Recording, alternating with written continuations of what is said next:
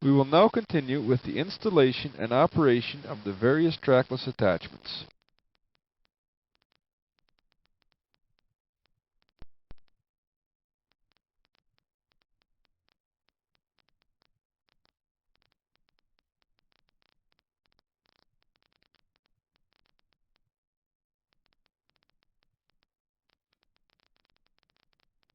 The Snowblower power takeoff shaft has a 3/8 by 2 1/4 shear pin. Please be aware that this must be a grade 5 bolt. There is a grease fitting on each of the universal joints.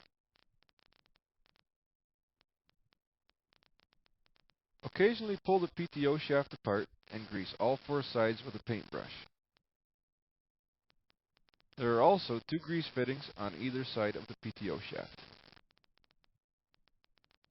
Make sure the power takeoff is on the stand and that the push frame is approximately 10 inches off the ground.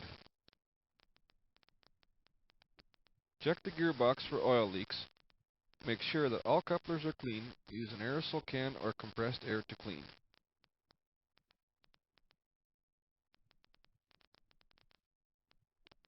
The second shear bolt is for the augers.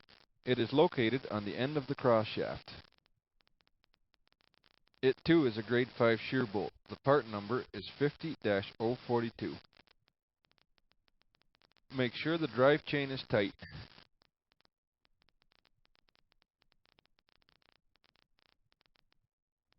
To adjust the chain, loosen the sprocket bolts and lower the threaded adjusting fork till the chain is tight. Moving to the front of the blower, there is a grease fitting on each end of the auger. All grease fittings must be greased every 8 hours. At the bottom we have a cutting edge. It is reversible. We do not advise people to wear it down right to the bolts because damage can occur to the underside of the blower.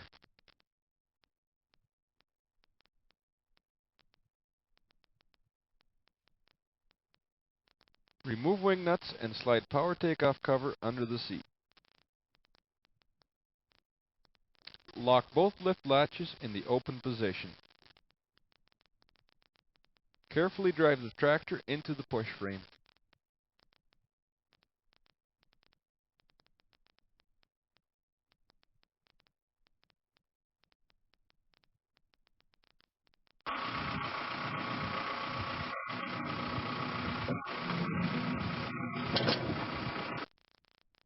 Close the right lift latch and secure lock pin.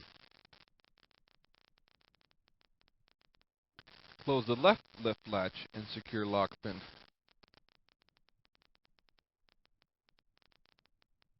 Hook up the front left cylinders. Carefully have an assistant lower the cylinders.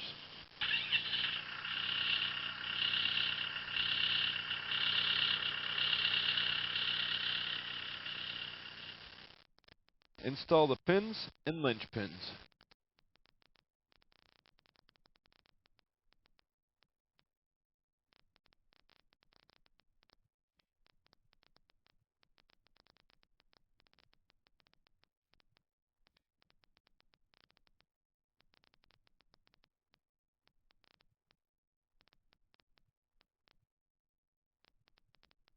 Lock all the forward-facing levers in the float position.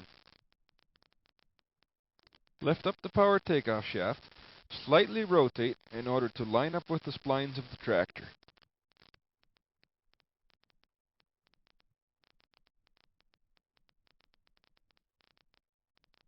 Depress detent pin and slide yoke until detent releases.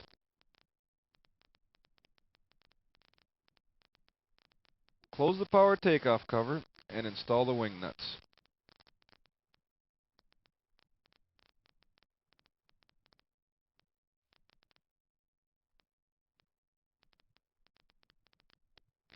Guide the chute hoses through the tractor-mounted spring to the left side of the cab.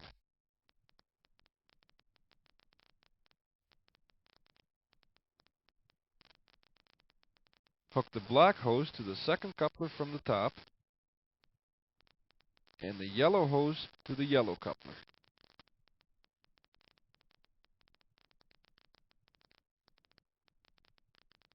On the right side, hook up the black turntable hose to the second coupler from the top and the red coated hose to the red coupler.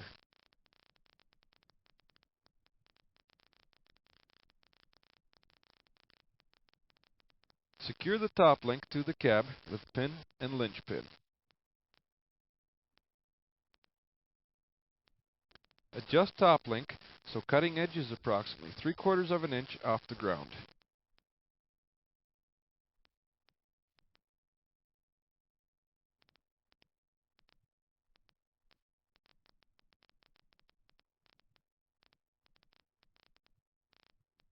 Tighten jam nut and lock with a swing press.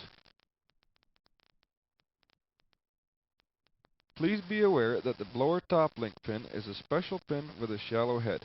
The reason for this is so the blower chute will clear the pin when it is rotated. Be sure to install washers on the far side so the pin does not strike the chute. Be sure to lower the power takeoff cradle and raise the push frame stand. It may be necessary to adjust the skid shoes to obtain the proper cutting edge height. Periodically grease the front and rear grease fittings of the turntable. This is best done with 2 people. One person to run the grease gun and the second person to slowly rotate the chute using the tractor power. Please use extreme caution.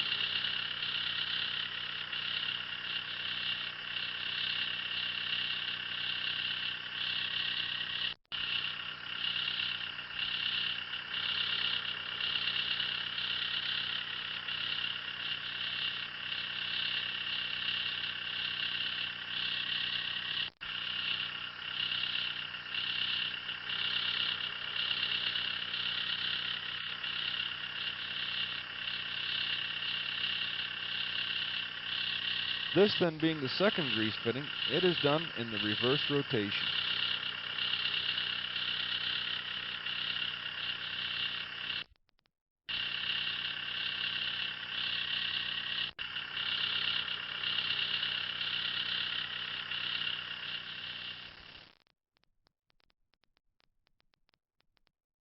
We are now ready to start the blower. If everyone is out of the way and the chute is angled in a safe location, start up the PTO at idle. The forward-facing lever closest to the seat will raise and lower the blower. It should be locked in the float position. The middle forward-facing lever moves the deflector up and down and should be left in the center position. The lever closest to the window rotates the chute up is to the left and down is to the right. It should be left in the center position.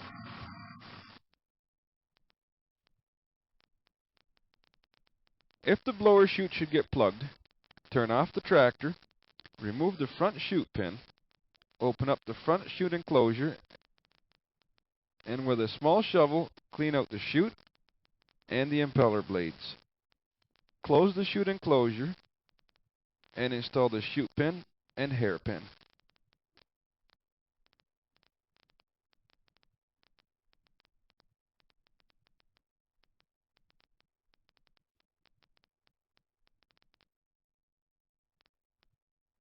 We are now ready to blow snow. With the transmission in low and the engine at full throttle, chute aimed in the proper direction, slowly enter the snow drift. If the engine RPM drops below 2000 RPM, the ground speed needs to be reduced.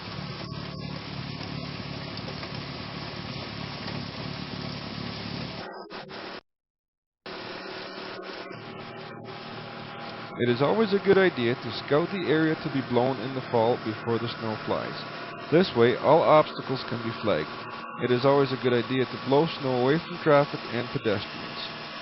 And remember, to use the blower as a blower and not as a plow. Let the blower do the work, and always run the blower in the float position. In heavy snow, use the optional deep reduction transmission if the tractor is so equipped. Using proper snowblower etiquette. When coming to a driveway, rotate the chute ahead of the blower so the driveway is not filled. This will probably get you a few more 5-fingered waves instead of a 1-fingered salute.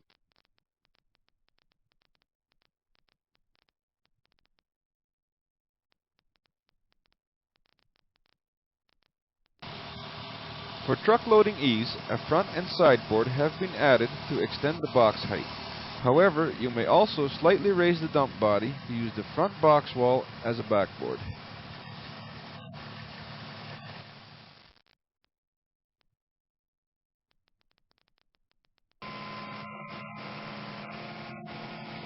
As you can see, the driver is experiencing excessive wheel spin and is using the blower as a battering ram.